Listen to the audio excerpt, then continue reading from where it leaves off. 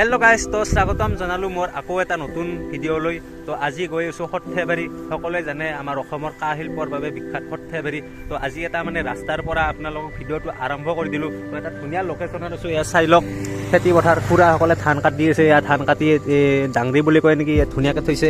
এইবিলাক লৈ যাব খুৰাহঁতে এতিয়া মানে ধান চান কাটি আছে। আৰু এইটো লোকেশ্যনৰ পৰা আজি প্ৰথম শ্বটটো ল'লোঁ।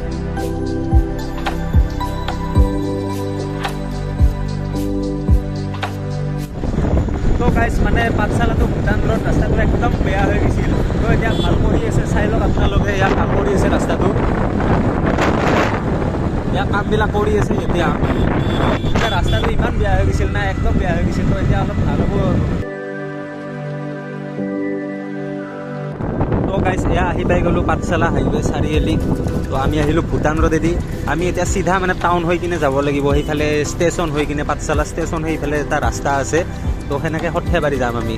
তো গাইজ এয়াই পাঠশালা টাউন। আজি মানুহ কম, মানে আজি ছানডে হয় না, সেইকাৰণে মানুহ কম আৰু দোকান চোকানো ভালেখিনি বন্ধ আছে। তো আজি সেইকাৰণে মানুহ কম পাঠশালা টাউনত। এনেইতো বহুত ভৰ্তি হৈ থাকে। এইখিনি টাইমততো এনেও স্কুল ছুটি হয় না, এইখিনি টাইমত আৰু বেছি ভিৰ হৈ যায়। তো গাইজ এয়া আহি পাই গ'লোঁ আমি পাঠশালা, মানে ৰেলৱে ষ্টেচন। এইবিলাক নতুনকৈ বনাই আছে।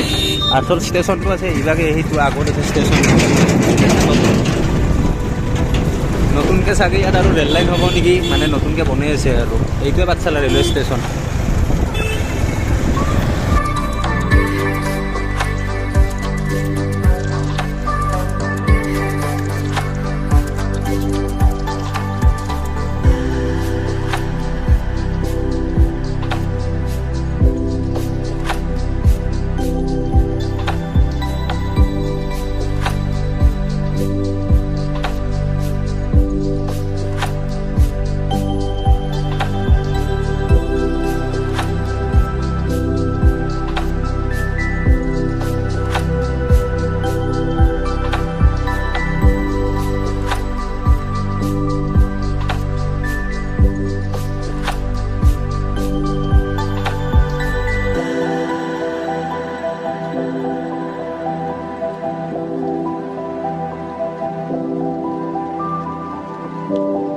তো গাইজ এয়া পাই গ'লোঁ শ্ৰী শ্ৰী পৰেশৰেশ্বৰ দেৱালয় ডুবি।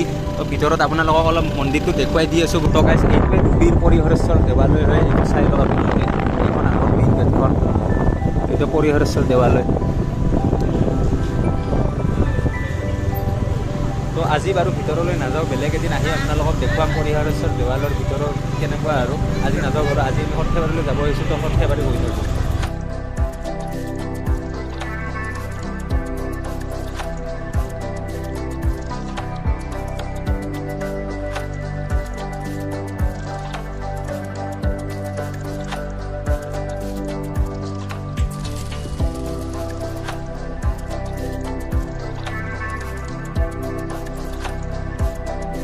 গাইজ আহি আহি তাৰমানে সৰু ব্ৰিজখন পাই গ'লোঁ। লোকেশ্যনটো ভাল লাগিছে দেই, কিন্তু চাই লওকচোন আপোনালোকে, কিবা এটা নদী আহিছে।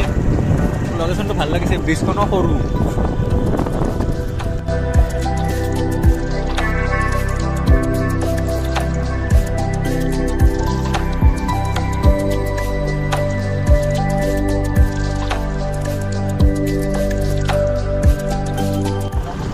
গাইজ আহি আহি এয়া এটা জংঘল, কিবা মানুহ চানুহ নাই, কেনেকুৱা এটা জেগা বোলে আপোনালোকে চাই লওকচোন। চাই লওক, মানুহ চানুহ ক'তো নাই। নতুনকৈ কিবা ৰাস্তাই বনাই আছে নে কি বনাইছে, ডাঙৰকৈ ৰাস্তা বনাই আছে। এটা ৰাস্তা দিছে, এটা দিছে, আপোনালোকে চাই লওকচোন।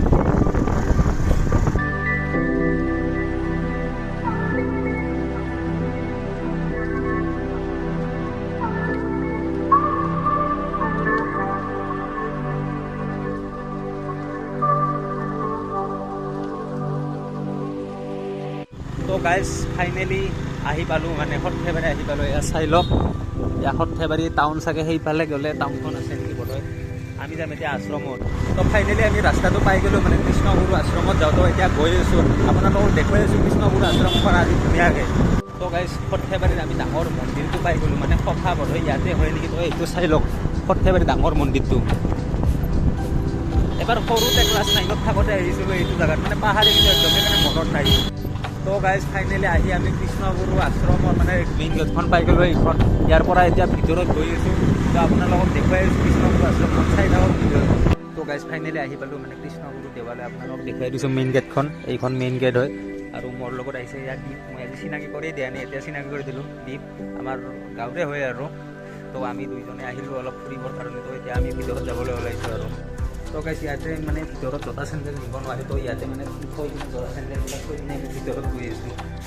তো এতিয়া মানে মেইন গেটৰ পৰা ভিতৰত সোমাব ওলাইছোঁ। তো কৃষ্ণ চিম্পল এটা সেৱা কৰি ল'লোঁ। তো এতিয়া চাই থাকক আৰু ভিতৰত দৃশ্যবিলাক আপোনালোকক দেখুৱাই আছোঁ।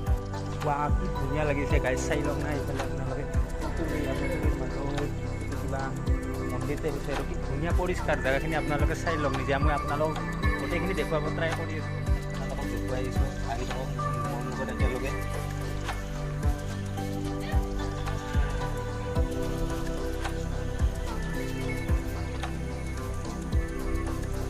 লোকেশ্যন চাই লওক, মজা লাগিছে আৰু কি ক'ম আৰু মাথা নাই একদম।